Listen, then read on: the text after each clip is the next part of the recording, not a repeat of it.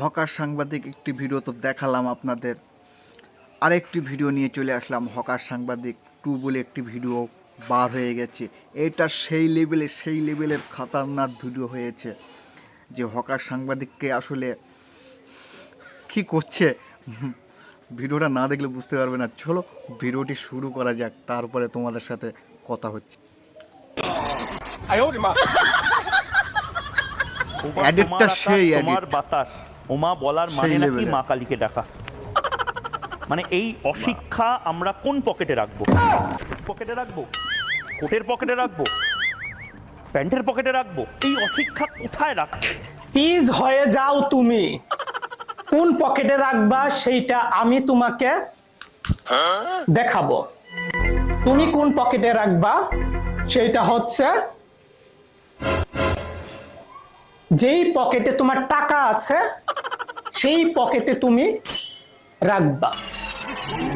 আমি একটা জিনিস বুঝি না, এই হকার সাংবাদিক এত কথা বলে, এত অঙ্গভঙ্গি করে যা কিনা অন্য কোনো সাংবাদিক করে না।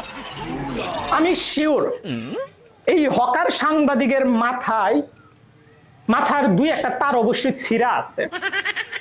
আর আজকে চলে আসলাম এই হকার সাংবাদিকের মাথার তার ছিঁড়া আছে কিনা সেটা যাচাই করার জন্য। সো আমরা এখন হকার সাংবাদিকের মাথার তারগুলো চেক করব। বাছা দন, তুমি মাথাটা সরাও। তোমার মাথায় কি আছে সেটা আমরা দেখি। সেই লেভেলের এডিট, সেই লেভেলের। আচ্ছা আচ্ছা আচ্ছা, মাথার থেকে আমি যেটা বলছিলাম যে তার মাথার হয়তো তার ছিঁড়া আছে, এই যে তার মাথার দুইটা তার ছিঁড়া, যার ফলে সে এত কথা বলে, হকারের মতো হকারগিরি করে, মলম বিক্রেতার মতো মলম বিক্রি করে, সাংবাদিকতা করতে আইসা তার দুইটা তার ছিঁড়া আছে, তার দুইটা আমার তাকে লাগাইয়া দিতে হবে। আচ্ছা, তার আগে এইখানে কি দেখা যাচ্ছে? তার মাথার ভিতরে আর কি আছে এখানে? এটা কি? তার মাথার ভিতরে এটা আবার কি রে ভাই? What the fuchka?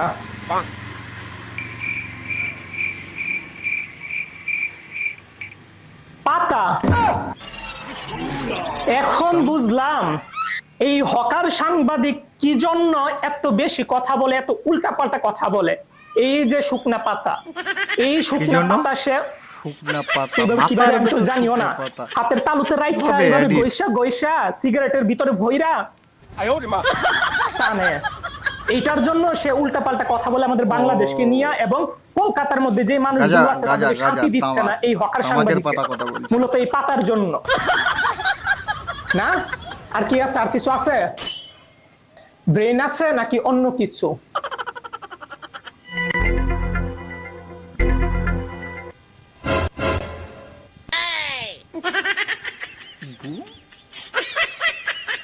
এটা কি রে ভাই?